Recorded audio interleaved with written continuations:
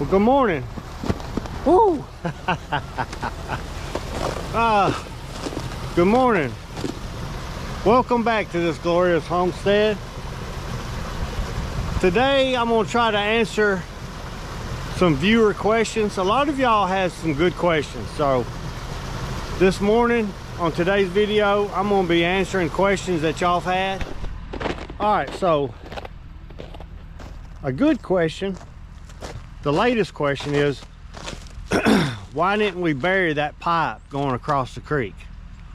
Well, it would have cost about, I say $5,000 to $10,000 to cut the solid rock bottom of the creek. That creek sets on a rock bottom, a solid rock bottom. Now there is a little depression right there, and I got my track hoe in here and I dug it out as much as I can, and I'm probably going to dig a little bit more over there. And it was buried from where it's coming out of the ground down to the creek, and then from right here over to the creek. And as you can see, it's probably 3 to 4 foot under the ground going that way. And when we installed the water pipe in the beginning, we had it going through a protective PVC sleeve, and the sleeve was insulated. But I don't know if y'all remember, but back about a year ago, we had a tremendous flood in this area. It got way up there almost to the road, and it took out the pipe. And it broke the pipe over there and whipped it around this way, and of course the plastic PVC pipe went down to the Cumberland River somewhere. So my laziness or whatever, we've not put it back yet. And the reason we've not put it back is because I have a 20-foot cast iron pipe that it will be going through this time, and we shouldn't have any problems with that. That thing probably weighs 300 to 400 or 500 pounds, and I'm going to need a Mini X to get it down there. What we'll do is we'll cut that side of the pipe, take this pipe and lift it over there, and then slide the water pipe through it, dig out a little bit right here, and dig out a little bit over there, and put everything underground or in a pipe.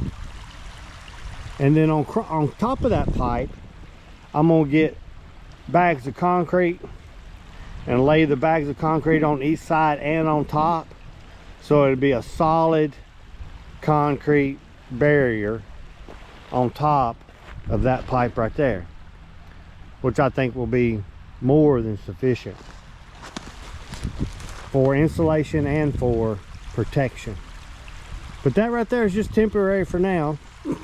It gets us by till spring or summer when I can get to it. The only time we have any trouble is when we have a bunch of debris hang up on it and you have to come down here and get the debris off of it. Other than that, it's fine right now until we can fix it more permanently. But yeah, to answer your question, why is it not buried through the creek? It would probably cost you tens of thousands of dollars to get a rock saw and cut that 20-foot section of rock. But that's a good question. And the other question I had was, why did we take the pipe to the house? Well, as you noticed when we were out here with the hand warmer, that little hand defroster thing, we defrosted maybe 3 feet of that pipe, and that took about 10 to 15 minutes. And I had 20 more feet to go. So it would have taken us a long time to defrost that pipe. So rather than sit down here for an hour or longer defrosting the pipe, we cut the other end and we took the pipe up to the house and we defrosted the pipe in the basement. We just laid it out in the basement and let the warm air take its course and defrost the pipe. That's what we did. And then we brought it back down and hooked it up on this side and then hooked it up on the other side. That was just the quickest, easiest thing.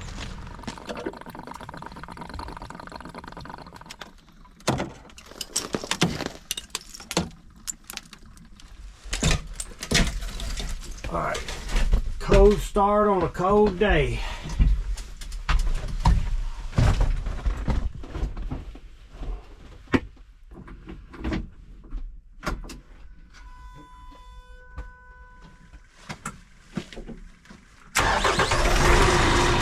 One question I had was, who makes that snatch block? I'm not sure who makes it, but Wallenstein sells it. If you go on wallenstein.com and go under any of the snatch or any of the skidders, you'll see an accessory tab. Click on the accessory tab. I think it's a self-releasing pulley system or something like that, but they sell the snatch block. The other thing that I would do if I was Wallenstein is I would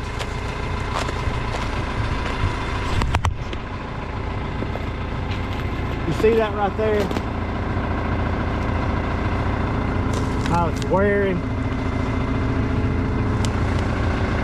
I would make that hardened steel. I would make this plate right here hardened steel. I mean, you're not talking about that much of an expense because it's not that big of a plate. But it's wearing it out. When you pull big logs. The other thing I've noticed is when we're pulling with this, when this has got a log attached to it and we lock it in and the log is up here, when you're turning and driving and bouncing and going over bumps and turning, the log will go this direction right here. And I've had to get pretty close to my tire a couple of times. So if you had a bigger, stronger screen like this, maybe both on right here, out to here, that would be helpful. All right, another question I had is what kind of heater is in that video? I think it's Preparedness 2025. What kind of heater is it? Well, it's a K-Row. I looked it up on the Amazon. K-Row World 10,000 BTU kerosene wick heater with glass burner system. And they don't have a price because it's sold out right now. And the other heater is a KO World KW 24G 23 BTU portable indoor kerosene heater, and that is $307. Now we didn't pay $307 for it. Those two heaters came from a Goodwill or community center or somewhere like that that was pretty cheap. One of them still got a tag on it and it looks like $60 on the tag. I could be wrong, but that's what it looks like. So just to answer some of y'all's questions, the first heater is sold out. The K-Row World 10,000 BTU, that's the square one. And then the large one is a KO World 24G 23 4,800 BTU portable indoor kerosene heater. That's 307. But if you can get through the winter and shop around at your local Goodwill or community center, you can find them much cheaper. People sell them for some reason. I don't understand why. They're bulletproof. They don't tear up. They last forever. So if you can find one at a reasonable price, just buy it, put it up, and wait for bad weather.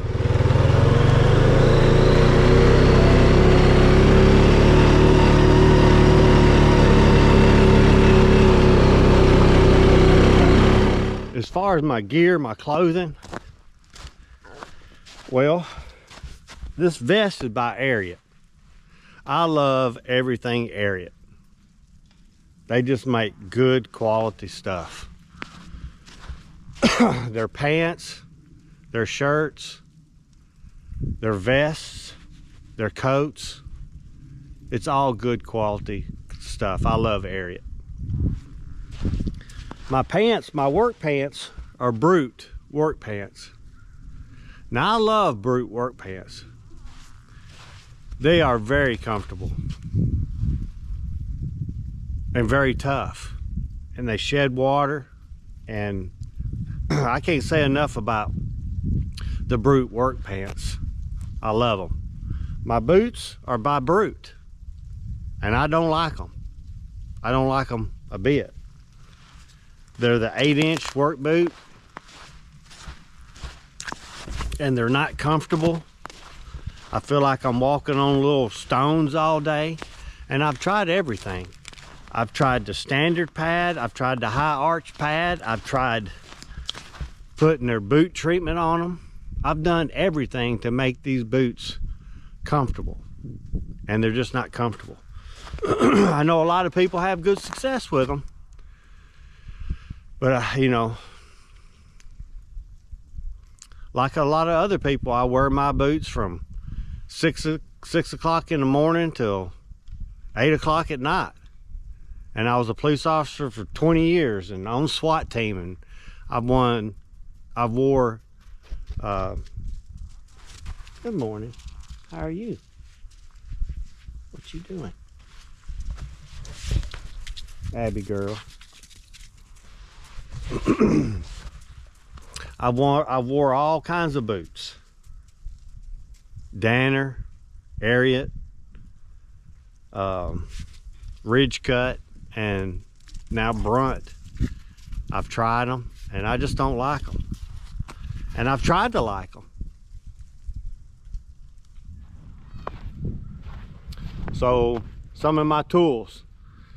The Milwaukee nail gun and saw, the cordless Milwaukee nail gun and saw, are absolutely wonderful. I can't say enough about them. The cordless nail guns work perfect just about every time. 99% of the time they work. Only when you get down to the last nail, occasionally it won't fire it correctly, and you pick out that nail, load some more nails, and you're good to go. Now they are heavy. They are heavy. But you know, I'm not a carpenter. I'm just a shade tree carpenter, and I do a little bit of carpentry work. If I was going to be using it all day, I wouldn't have it, because it'd be way too heavy. I'd plug up my generator, my air compressor, and stretch out a line and use it all day, because it's lighter, much lighter. But as far as convenient and getting the job done, those Milwaukee tools are good. All of them, really. I just have a DeWalt drill and screwdriver, and they're good. They are good, but I don't like to switch back and forth because you have to buy batteries and chargers and all that. But if I had one brand of tool to go with, I would go with the Milwaukee brand, because to me they just make the best equipment. And I know Travis, he uses Milwaukee. That's all he uses. So he uses them every day, all day, and his guys use them. So Those are good tools. As far as my truck, I wouldn't have anything else but an F250 or an F350. I probably should have got an F350 because it's got a little heavier suspension, but the F250 does what I need it to do. But I wouldn't own anything else but an F250. I think that's the last 200,000 mile truck. These 150s and 1500s, they just don't hold up. And you hear bad stories about the 250s and the 3/4 ton and the 1 ton trucks. You know, the diesel messing up with the fuel and all that. As long as you maintenance them and take care of them, I think they should last 200,000, over 200,000 miles. So I would, and we've owned Dodges. Cousin Will bought a brand new Dodge and it was in the shop a week after he bought it, and he's had all kinds of problems with it. Well, guess what I see parked in his driveway? A brand new F250. I think he traded in that Dodge and got him a 250. And I'm not saying anything bad about Dodge, but when they got away from the old motor, I forget what it was, and went to this new motor and transmission combination, they just started having problems with them. Just not that reliable. When I did the research to buy my truck, I looked for the most reliable diesel truck on the market. And everybody said the F250 causes the least amount of problems of all the trucks. And so far, mine's been a good truck. And I've got almost 100,000 miles on it. And it's a 2023. So as you can see, I put some miles on it. And it's been a good truck. Well, I guess that's going to be it for today's video. I appreciate y'all coming along. I hope today's video has been helpful and informative and maybe helped y'all make a few decisions. Whichever brand you pick, I hope the best for you. Thank you for watching. We'll catch you next time. What are you doing?